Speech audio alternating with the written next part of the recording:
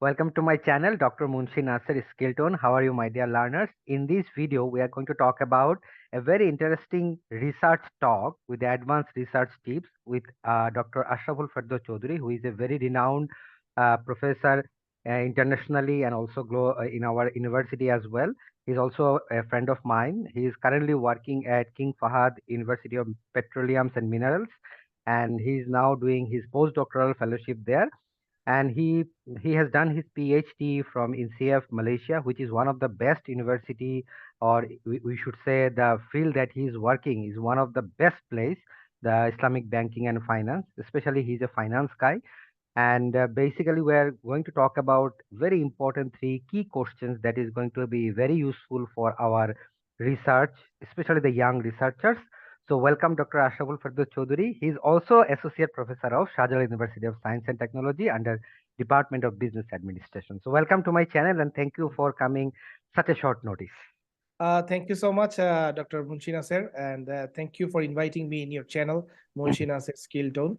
And it's my pleasure to be here. Thank you very much for inviting me. Thank you. And Dr. Ashraful, I know that you have published a very quality articles in a very qualityful journals, and we know that from Google Scholar, ResearchGate, and different type of impact factor journal, you have the list of publications under the impact factor. We already know those things because it is publicly available. Now, my first question is: people are looking for a high impact factor journal, and they would like to publish in a high impact factor journal. So, what sort of criteria you should think a young researcher should consider before they publish or submit in an impact factor journal? Thank you, Dr. Munshi. Basically, as I believe, in impact factor varies subject to subject. Like in some areas, the impact factor might be like highest is about 6, 7. In some areas, it could be even like 24, 30, or even more. So Yes. what I'm saying is that you need to decide, or you need to understand your area first. For example, in my area, in finance, we have the best journal that we have is actually Journal of Finance, which is actually 6. But if you come to the environment and some medical science, you would see high impact journals. So first of all, there is no clear cut criteria, number one. But again, in every field, in Clarivate, they actually produce like Q1, Q2, Q3, Q4. So even in Absolutely. Scopus database, they have Q1, Q3, Q4. Yes. So if the target is to reach into the Q1 journal, then obviously there should be some principles we should keep in our mind before we submit. There are some rule of thumbs I personally believe is actually like you have to have something creative in your topic. Like if you want to get into the top journal, definitely something meaningful, something new should be in your topic. Meaning that there should be like a motivation of your issue. Why this issue? Why this research question? And to make it should be like a total package, because I believe the research question as well as the methodology as well as the findings and importantly your conclusion all should be all should tie together so that it should be like a total package. And I personally think when you submit any good journal, especially like any top ISI journal, they always look at your topic and they try to see how good your introduction is. Because I personally got to know from my professor is that majority of the papers, they usually reject the paper mainly because of poor introduction.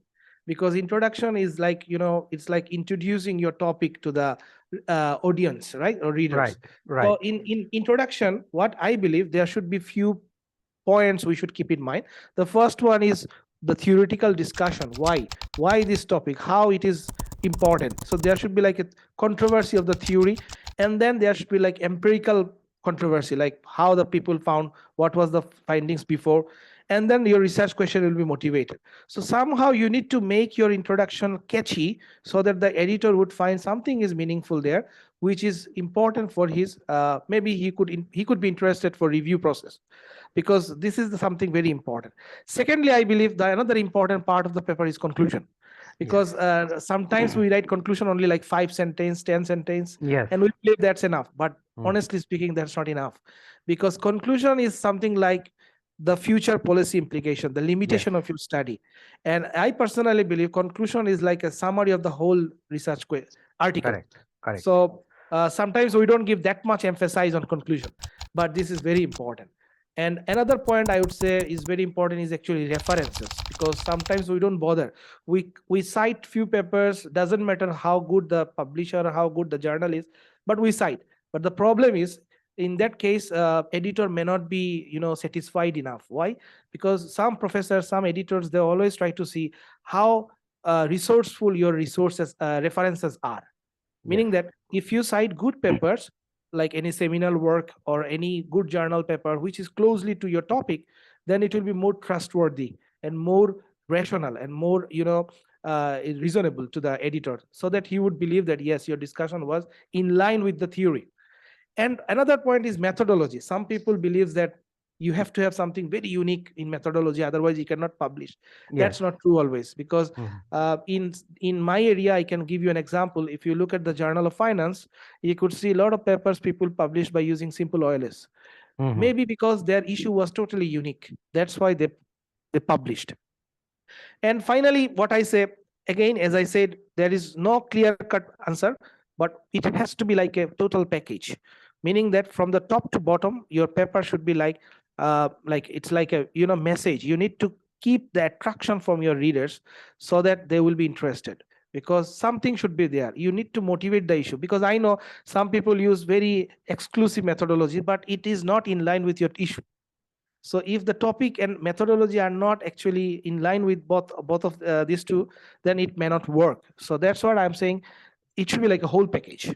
So the Very process starts from the topic selection to the conclusion.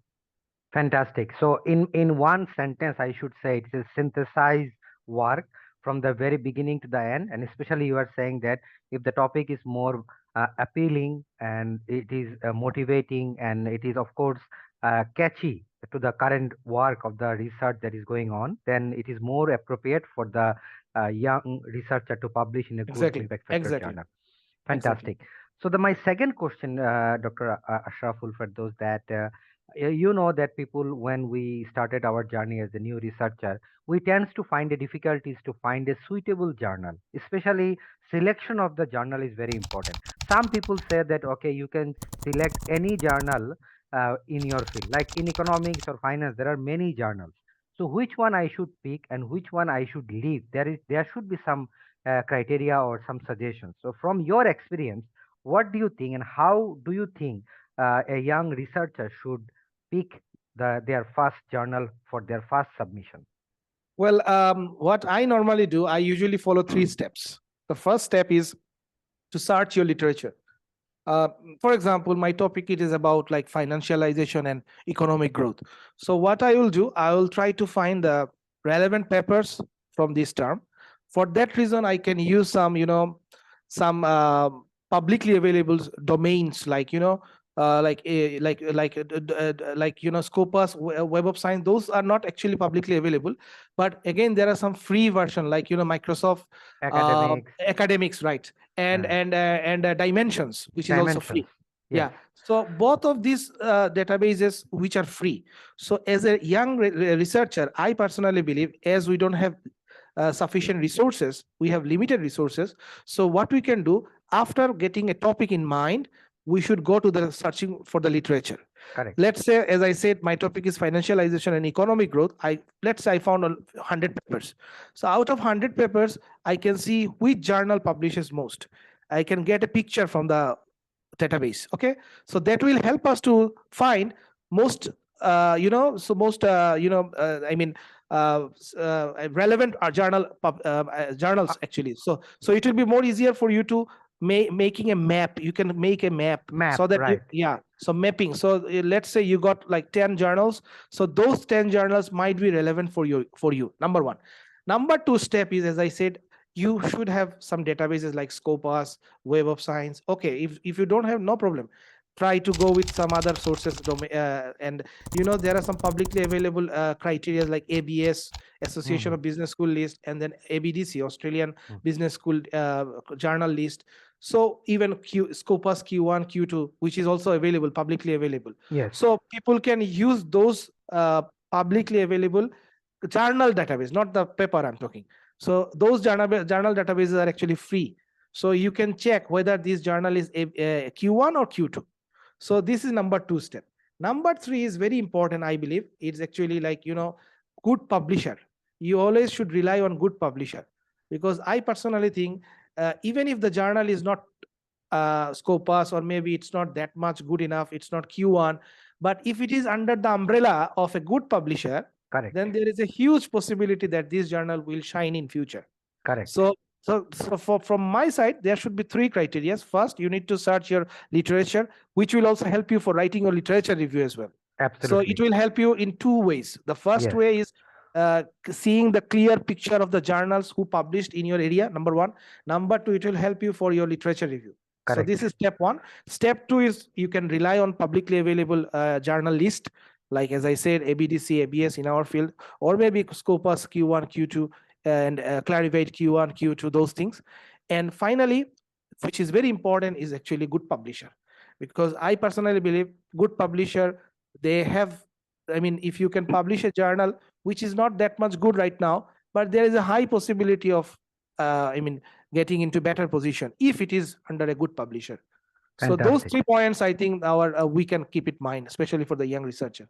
Fantastic, fantastic. My last question, because this is not the last session, we are going to have more session with you because you are a very good researcher, and we know that. Now, this is the last question from you. Sometimes we don't like rejection, even if in our personal life or academic life, we don't like rejection. Now, when we submit our article, there is a high expectation from our side that our paper is going to be accepted. But at the end of the day, we find that the paper is either Dex rejected or maybe post review rejected. Now, from your experience, how to avoid this rejection? I mean, people cannot totally avoid the rejection. We understand that, but there are some suggestion or advice that you can give us to the audience that in order to follow those steps, they can avoid the rejection. How do you think? What is your experience? Thank you, Dr. Munshi. Actually, well, there are two ways, as you mentioned. There are two steps of rejection. The first one is desk rejection. The second one is post-review rejection. In the recent days, what I noticed is majority cases, if the editor forward your paper to the reviewers, then there is a clear positive signal, meaning that maybe editor liked your paper. Correct. There is a possible. But if the paper got rejected initially, like desk rejection, then you have to think again, something is wrong in your paper. Why? Maybe because you need to make sure three things, what I believe. Number one is your cover letter, because this is the first email or first way of communicating between author and editor. Correct. So what he will do, he will definitely see your cover letter. He Correct. will see your title, he will see your objective maybe, and he would see how unique your paper is, Correct. how good it is, and how unique it is. Correct. So if you are failed to convince him at the cover letter, so meaning that there is a high possibility of desk rejection. Correct. Number two is, I recently noticed, you probably noticed as well, few journals, few publishers, they want highlights. In Highlights. Elsevier, yeah. So in Elsevier, you need to give some 5 bullet points, some 5 highlights. So those highlights are also important, because it is also the the summary of the whole story. Correct. So those things we never give emphasize on those things. Correct. But honestly, these are the first thing which are actually affecting on your editor's decisions, which are Correct. affecting on the editor's decision. Correct. So this two, and number three is of course the journal scope. And I can give you one example. I remember I submitted a paper in a journal which is actually from the global point of view, and my paper was about actually the Asian economy. So then editor, I submitted a paper in the evening, but I got rejected by the midnight. So I read the letter from the editor. He actually appreciated my efforts, and he said, your paper looks good. However, unfortunately, your paper is not actually for the reader of my journal. Why? Because our journal covers all over the world, but your topic and your title and your paper is about a particular region. So Correct. I strongly suggest you to submit your paper into following journals, any of the following journals. So then I realized, yes, I made a mistake. Because why? Because my data, my topic, my issue, all about particular region. So Correct. then I realized. So this is an example I shared. So again, if I recap, I can say that there are 3 points from the desk rejection point of view. One is cover letter, highlights, and journal scope. In the second point of view, like post-review rejection, which is also very pathetic. Sometimes we Yes. get rejected after 3 months, 4 months waiting. Even 1 year. Even 1 1 year. year. Yeah, even 1 year. So it is really so pathetic when we notice that our paper got rejected even after 1 year. Correct. For that case, honestly, I personally believe it's a part of our life as a Yes. researcher. Part of journey. So Yeah. yeah, part of journey. So we should be get ready for another journal. But however, we should think again, what was the problem? Maybe I failed to motivate the issue. Maybe Yes. my work was not, repetitive. It was repetitive. It was not unique. Maybe there was no real contribution in my paper. And maybe it was poor in terms of data and methodology. And maybe it could be even for the poor English. You never know. So I personally believe even if you get rejected, don't be. I mean, there should not be Disappointed. yeah, disappointed and frustration. Hmm. It will be another chance for you to get into a better journal. You never know. Correct. Correct. If you can improve your paper, you could even reach to a top journal. Yes, So absolutely. yeah, for the young researchers, I know it's very pathetic and they would be disappointed. But again, I believe that don't dishearten. I think it will be another chance for you to get into another journal. But as I said, you need to make sure two important points. One is you need to motivate the issue, and you need to make sure the introduction is absolutely unique, because as I said, you need to substantiate your theory as well as the empirical findings, and somehow you need to make the story that the topic is still debatable or topic is still unresolved. And that's why we believe that our study will contribute to the literature by examining a different data set, or maybe for a different country or whatever. So what I'm trying to tell you is that it's a literature, because I can tell you one thing. My professor used to say, it's a writing research article is a combination of science and arts. To be honest, getting result from the software is very easy. It's just a science.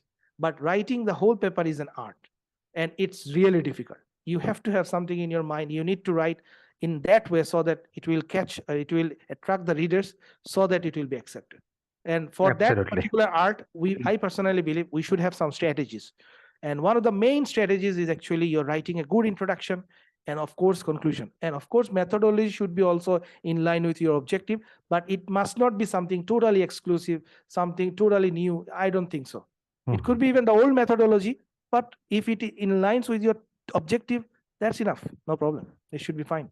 Amazing, amazing. I was mesmerizing by listening your speech, because these things in my early age when I started my journey as a new researcher, nobody shared those things. But I'm very happy because the new young researcher will be more benefited from your suggestion and experience that you are sharing, because very few researcher currently in my university is doing very good. He's one of them, and also getting a postdoctoral fellowship, it means that he proves himself in different research area substantially. And I believe by his advice and suggestions, the audience of our channel and also our community, they can be benefited hugely.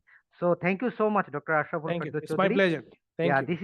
this is not the last. I will invite you several times, because we are Thank you. going to have a very good conversation, and he's also my mate. So hopefully we will see him again in my channel, and I wish him a good success in the future. Thank you.